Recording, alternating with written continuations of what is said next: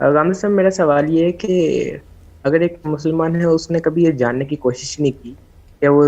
ٹھیک راستے پہ چل رہا ہے یا نہیں چل رہا، اس نے کبھی یہ جاننے کی کوشش نہیں کی لیکن وہ چل سیدھی راہ پہ ہے، اور دوسری طرف اس طرح فار ایگزامپل ایک کرسچن ہے، اس نے بھی کبھی یہ جاننے کی کوشش نہیں کی کہ وہ سیدھی راہ پہ ہے کہ نہیں، جو اس کے باوجود آج سے بات ملی اس نے اس پہ عمل کیا،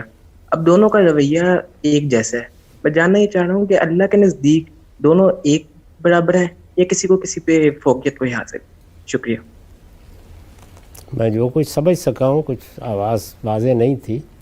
یعنی ایک شخص ہے اور وہ راستہ تو درست اختیار کیے ہوئے ہے لیکن اس نے کبھی کوشش نہیں کی کہ وہ سمجھے، اور دوسرا آدمی پوری کوشش کرتا ہے اور غلط راستے پر ہے۔ کہہ رہے ہیں کہ ایک عیسائی صاحب ہے، ایک مسلمان صاحب ہے، دونوں کا صورتحال ایک ہی ہے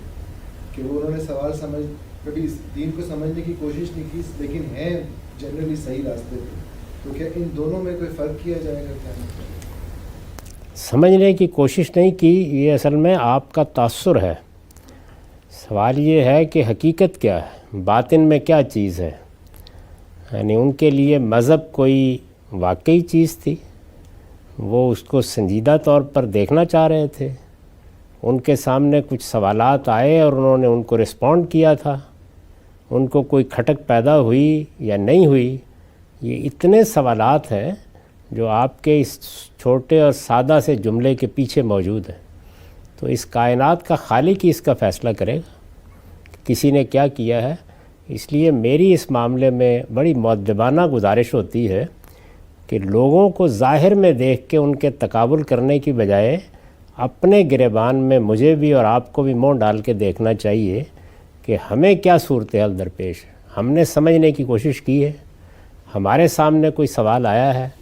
تو زیادہ وقت اس میں صرف کرنا چاہیے۔ انسانوں کو جاننا بہت مشکل کام ہے،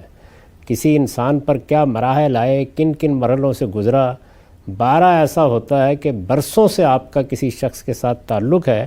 آپ اس سے باتیں بھی کرتے ہیں، اس کے پاس وقت بھی گزارتے ہیں،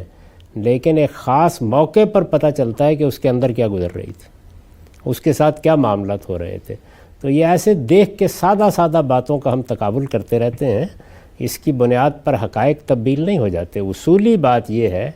کہ ہر آدمی کو اللہ تعالیٰ نے جتنا شعور دیا ہے، جتنا علم دیا ہے، اس کے لحاظ سے وہ جواب دے ہے۔ اس کو بطور اصول، بطور قاعدہ کلیہ بیان کر دیا گیا ہے کہ لِیَبْلُوَکُمْ فِی مَا آتَاکُمْ، جو خدا نے دیا ہے اسی میں پوچھے گا بھی۔